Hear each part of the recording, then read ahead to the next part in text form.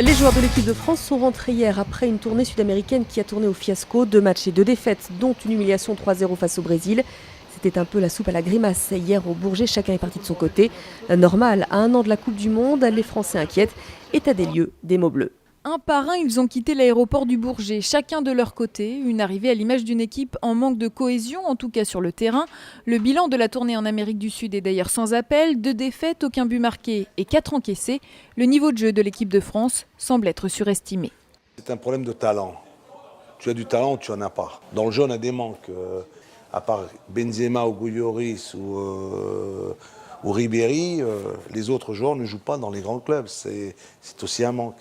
Des Bleus d'autant plus diminués avec l'absence de Ribéry ou encore le manque évident de réussite de Karim Benzema en équipe de France. L'attaquant du Real Madrid n'a toujours pas marqué sous l'ère Deschamps et pourtant il reste toujours titulaire malgré ce constat alarmant. Il n'y a pas de concurrence aujourd'hui, il n'y a pas un joueur qui peut le titiller. D'un autre côté, Karim, le problème c'est qu'il n'est pas 100% aujourd'hui. Donc à lui de prendre ses responsabilités et de dire je ne suis pas 100%, je préfère ne pas jouer. Quand tu rentres à la 20 dernière minute, tu ne te poses pas de questions. Tu seras peut-être plus frais, plus efficace. C'est pas rendre service à Karim Benzema de être titulaire. Et ça n'aide pas non plus l'équipe de France. Les Bleus qui devront trouver la parade d'ici le 6 septembre prochain face à la Géorgie.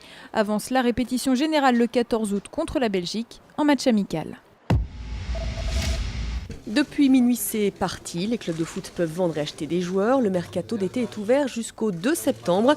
José Mourinho, présenté hier à Chelsea, va donc pouvoir entamer ses emplettes.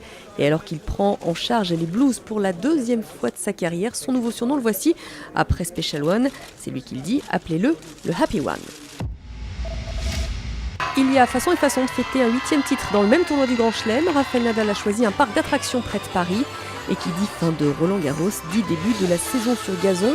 C'est à Halle que ça va se passer cette semaine avec notamment tout à l'heure l'entrée en jeu de Roger Federer.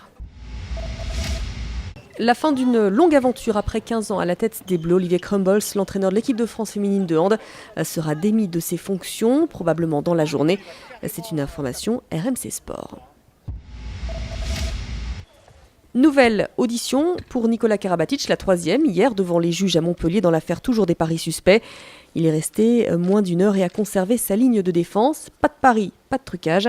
Le joueur a même dénoncé une manipulation de l'opinion publique.